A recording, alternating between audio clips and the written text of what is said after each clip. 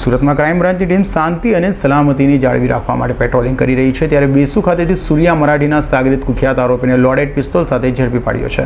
Crime બ્રાન્ચની team પેટ્રોલિંગમાં હતી ત્યારે પોલીસે બાતમીના આધારે વેસુ વીઆર મોલ સામે આવેલા સુમન આવાસમાં રહેતા કુખ્યાત રૂપેશ ઉર્ફે બાલાજી પાટીલને લોડેડ રિવોલ્વર અને કારતૂસ સાથે ઝડપી પાડ્યો છે।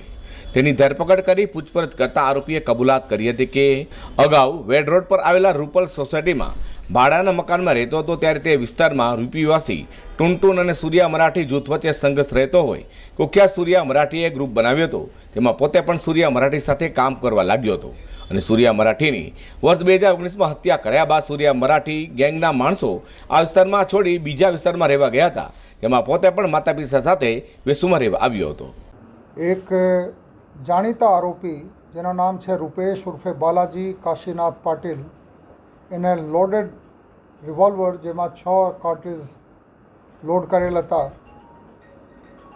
એની સહિત કુલ 11 કાર્ટ્રીજ સાથે પકડવામાં આવેલ છે।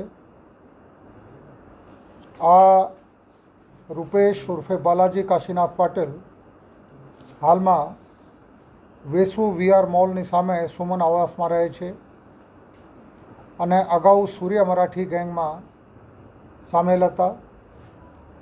એના અનેક ગુનાઓમાં સંડોવણીના પુરાવા અમને મળ્યા છે।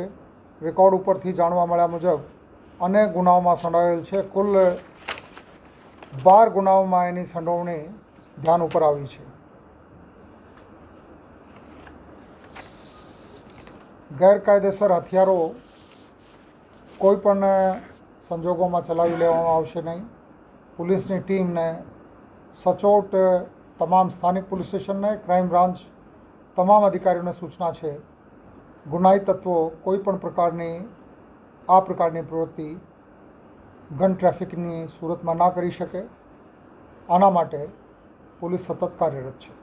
એને એવો ડર હતો કે તે વેડ રોડ પર જશે ત્યાં તેના પર હુમલો થશે, તેવા ડરને લઈને 4 મહિના પહેલા મધ્યપ્રદેશથી અજાણ્યા ઈસમ પાસેથી તે રિવોલ્વર અને કારતૂસ લાવી હોવાની કબૂલાત કરી હતી। હાલ તો ક્રાઇમ બ્રાન્ચે રીઢાની ધરપકડ કરી વધુ પૂછપરછ હાથ ધરી છે।